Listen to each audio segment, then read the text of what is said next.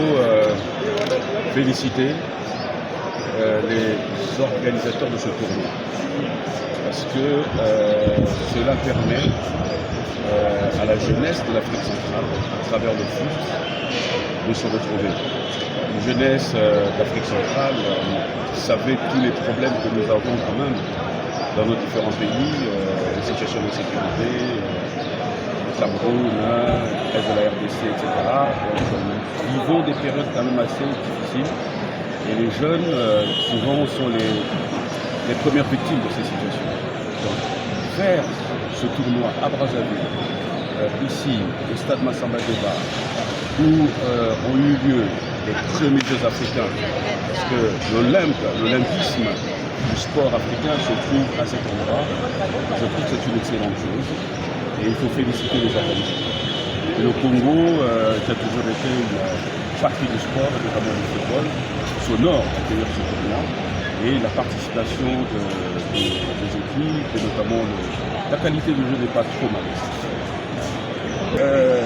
D'abord, il faut quand même saluer la prestation de l'équipe des U20 du Congo face aux léopards de la RDC, mais je pense que les Congolais ont quand même un peu de chance parce qu'il y a eu deux actions assez remarquables, à retourner une reprise de volée de votre numéro 17, qui est très beau, et puis une balle sur le poteau.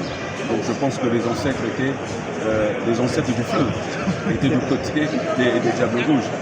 Mais ce n'est qu'un premier match, qualifié pour la demi-finale. Je crois que le niveau de jeu va s'élever. Et comme j'ai vu la RDC jouer, je crois que c'est une équipe qui fera un très beau parcours.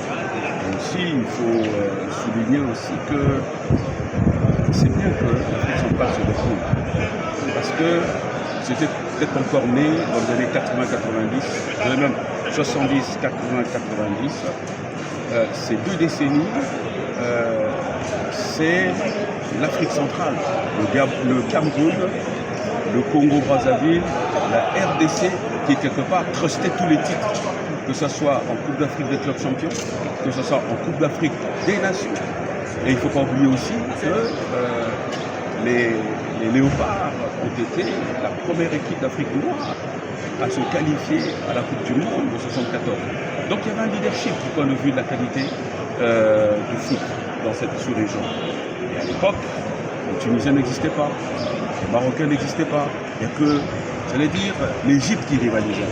Donc je crois que ce genre de rencontre peut permettre de manière collective que nous élevons le niveau de jeu de notre sport, de notre foot